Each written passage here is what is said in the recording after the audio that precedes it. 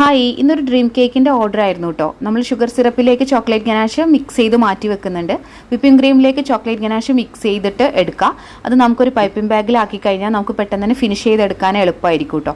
അപ്പോൾ അത് പൈപ്പിംഗ് ബാഗിലാക്കിയിട്ടുണ്ട്. ഇതൊരു ചോക്ലേറ്റ് ഡ്രീം കേക്ക് ആണ് കേട്ടോ. അപ്പോൾ 500 ഈച്ച് ആണ് കേട്ടോ ചെയ്യുന്നത്.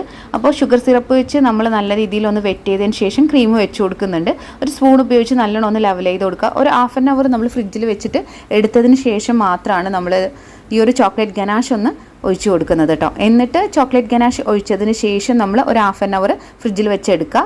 എന്നിട്ട് ലാസ്റ്റ് കോട്ടായിട്ടുള്ള ചോക്ലേറ്റ് മെൽറ്റ് ചെയ്തത് നമുക്കൊരു സ്പൂൺ ഉപയോഗിച്ചിട്ട് തന്നെ ഒന്ന് വളരെ തിൻ ലെയറായിട്ടൊന്ന് സ്പ്രെഡാക്കി കൊടുക്കുക രണ്ട് കേക്കിലും.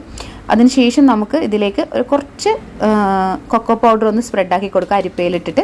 ഇത്രയേ ഉള്ളൂ, നമ്മുടെ കേക്ക് റെഡി ആയിട്ടുണ്ട്. അപ്പോൾ ഒന്ന് ജസ്റ്റ് ഒന്ന് ക്ലീൻ ചെയ്ത് കൊടുത്തിട്ട് ഇതിലേക്ക് ഒരു സ്പൂണും വെച്ച് കൊടുക്കുക. അപ്പോൾ ഇത്രയേ ഉള്ളൂ വീഡിയോ ഇഷ്ടപ്പെട്ടാൽ ലൈക്ക് ചെയ്യുക. ബൈ.